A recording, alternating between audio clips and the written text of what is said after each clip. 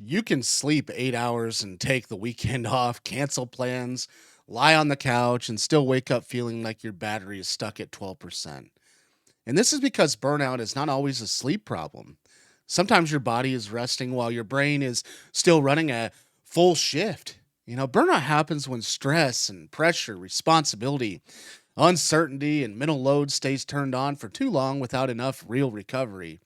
You may stop moving, but if your mind keeps planning, worrying, replaying, anticipating, comparing, and solving problems, your nervous systems, it never fully gets the message that the emergency is over. And this is why people say I rested all weekend. So why do I still feel exhausted? Rest and recovery are not the same thing.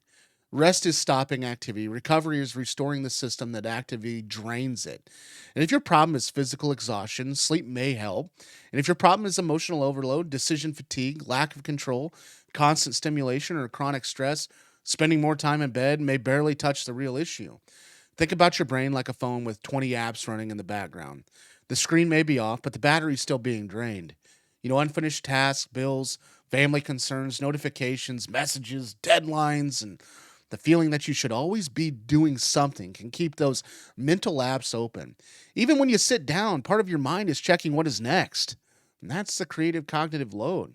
The amount of information and mental effort you're working and your memory is trying to manage. And when the load stays high, small tasks, they start feeling strangely difficult. You reread the same email. You walk into a room and forget why. You put off simple chores. You feel irritated by questions that normally would not bother you. And that's not necessarily laziness. It can mean your brain has been operating near capacity for too long.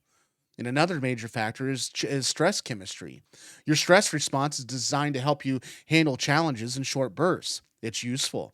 Your heart rate can increase, attention sharpens, and energy becomes available so you can deal with a problem. But modern stress is often not one short emergency followed by relief. It can be dozens of smaller pressure repeated every day. And the stressful meeting ends, but you think about it during the dinner. The bills get paid, but another expense appears. Work stops, but your phone keeps delivering messages. Your brain can stay alert even when your body is technically doing nothing. This is why lying on the couch while doomscrolling can feel like rest while producing very little recovery. Your muscles are relaxed, but your intention is being pulled towards new information, emotional headlines, arguments, videos, ads, and alerts, and the brain still has to process it. Another reason burnout survives a weekend is that people often try to recover using the same habits that help create the exhaustion. They spend all week overstimulated and then spend the weekend even more stimulated. They replace screens with entertainment screens and work notifications with social notifications, and those are not automatically bad. But if your brain needs quiet and you give it hours of more input, you may never feel restored. Burnout is also heavily connected to a lack of control. People can tolerate a surprising amount of effort that they feel the effort has purpose and they have some influence over the outcome.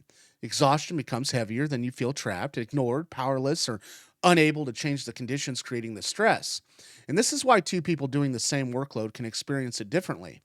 And one may feel challenged, another may feel crushed, and the difference can be autonomy, support, recognition, fairness, or whether the work or ever seems finished ever.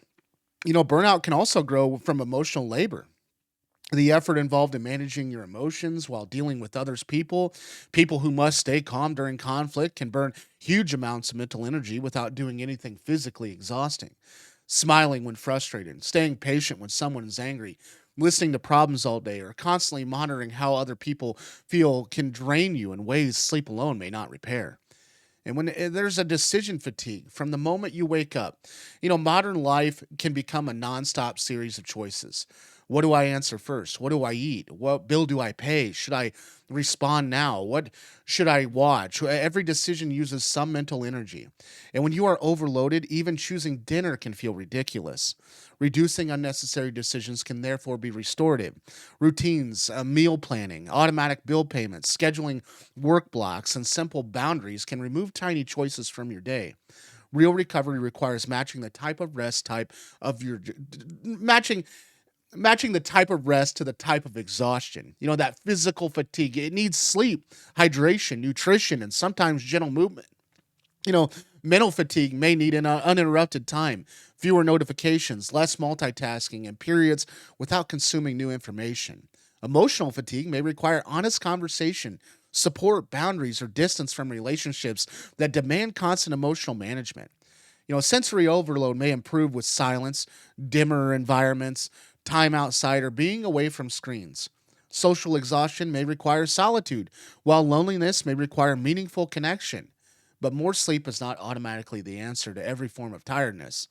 Another powerful form of recovery is completing stress cycles.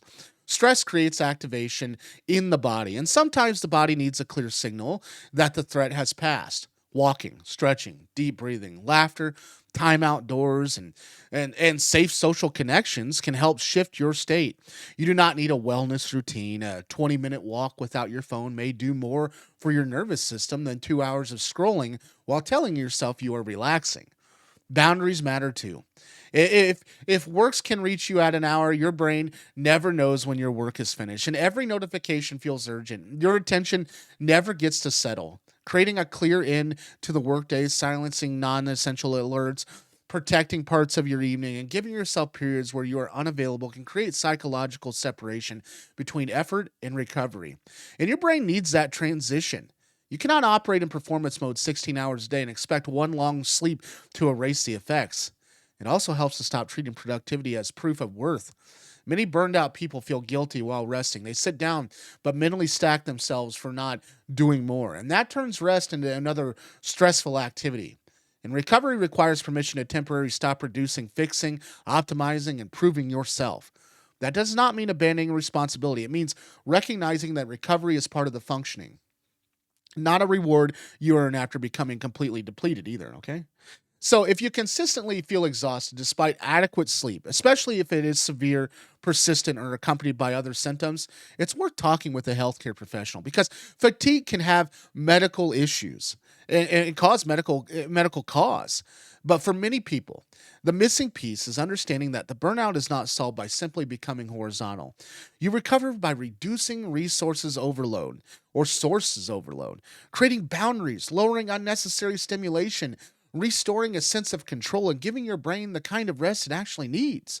Your body may be sitting still, but if your mind is still at work, you're not really off the clock. Thanks for watching. If you found value in today's video, I don't know if you know much about the YouTube partnership program, but we are desperately looking for subs on this channel. So if you would, please subscribe. I would highly appreciate it. Have a good day, and we'll see you on the next one.